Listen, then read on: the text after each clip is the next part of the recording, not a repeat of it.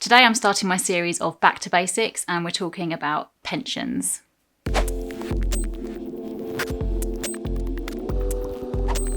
There are many different types of pensions and I'm not going to go into every single one of them in this video.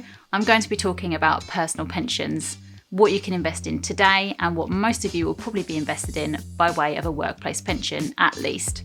You may already have other personal pensions set up elsewhere.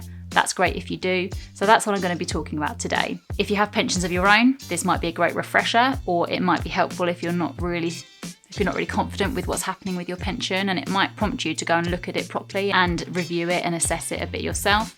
And if you don't have any other pension of your own, then this might prompt you to get stuck in and get your own pension set up alongside your workplace pension. At the very core of it, a pension, a personal pension, is just a savings vehicle for your retirement. It's just money you're putting away every month into a pot. It just happens to be invested somewhere rather than sitting in cash in a bank. You can't access it until you're 55. Those are the current rules, although that will be changing over time. And eventually the age you can access your pension will be 10 years before your state pension age. So if your state pension age is 66, by 2028, you'll be able to access your pension at 56. If it's 67, it'll be 57 and so on. And that will change as the pension age gets pushed back by the government. Those rules are current, so they can change and they will likely change every time the government review them. But that is what is happening at today's date. So as well as being a savings pot that you pay into, the government also pay in by way of tax relief. So if you're a basic rate taxpayer, for every £100 you pay in, the government will pay in an extra £25 to top that up by 20% tax relief. If you're a higher or an additional rate taxpayer, then you can claim back higher and additional rate tax that you may have paid on your income as well. And this can all help bolster your pension savings. In a workplace pension, this is also helped by employer contributions. When you pay in, your employer pays in as well. And so at the minimum rates, that's you pay in 5%, your employer pays in 3%. But some employers do go above and beyond the pension saving. So check what's being paid into your pension. Alongside these, you probably have your own pension that you could be making contributions into. That's really good if you are, but what level of contributions are you making?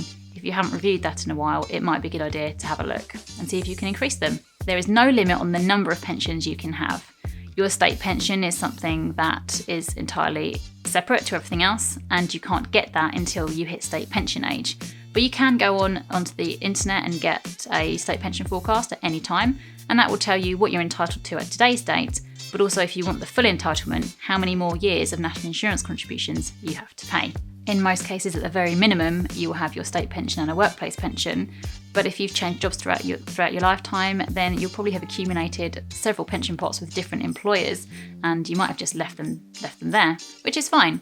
You can consolidate them if you want, you can leave them where they all are and deal with them later. That's not a problem. But just make sure that you're happy with where the money's been invested, because that can have a massive impact on the returns and the risk that you're taking. The great thing about pensions is not only the tax relief that you get as you pay into a pension, but any growth within the pension is free from tax. The dividends are free from income tax and the gains are free from capital gains tax. So even more of an incentive to save into those environments. Now your money is invested in stocks and shares, and that will all depend how the pension was set up and who it was set up by.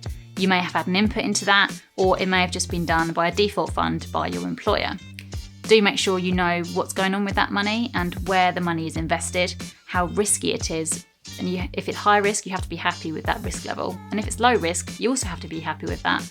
Because if you have a long time till retirement, a low risk strategy is probably not the best way to go.